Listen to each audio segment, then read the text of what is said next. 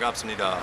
I'm here in Busan, which is my home, and the Korean Observer publication, online publication, recently put out 2 articles about a spa here that prohibits foreigners from going into their establishment. And the first article is a little vague. It basically just said, we don't allow foreigners in here. The second one was apparently after they contacted the place and got in touch with one of the employees, not the owner, and the employee said, yes, that's correct. We do not allow foreigners in here, or anyone that looks like a foreigner. If you're Asian or from an Asian country, it's okay. I guess they feel more comfortable with that. But if you're foreign looking, meaning that you're big and tall, then no go. And some of the reasons that they cited, the main one was because they're too openly affectionate with each other. And also that there was an allegation that some foreigners, big and tall foreigners, were trying to get into the women's locker room or changing room. I don't know if that's valid or not. But those are the articles, so it's nearby where I live, and it's also across the street from Busan Station, which is the main train hub here in Busan. So I'm going to go check it out. Here's the deal. I think it's, if there's any of this prohibiting of foreigners, I think it's for a different reason, probably. I'm going to tell you what that is after I see if I can get in there. Anyway, let's check it out. I should probably put on some different glasses before I walk in there so I don't look like impending danger. Okay, I got my nice guy glasses on, and I'm going to try and get in there. By the way, the name of this place is called Bali Aqualand, in case you're wondering. Let's see how it goes. I was initially going to try to bring the camera in at the desk to see if I could capture some of the audio, but I didn't want to run the risk of them kind of seeing it on and then booting me out of there. I just want to see if I can just legitimately get in there. So this is honor system. I'll let you know once it's all said and done.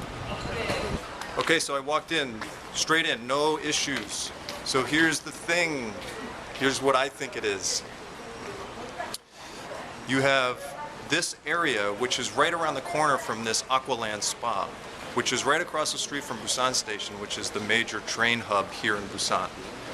And coming into the area through Busan Station are a lot of seafarers and military personnel and folks like that, and they come right straight, a lot of them come through this area, and in this area, which technically could be considered a red light district, there's a place called Texas Street, massage places, hostess bars. There's a Filipino hostess bar up here, things like that. So this is Russia Town, Chinatown.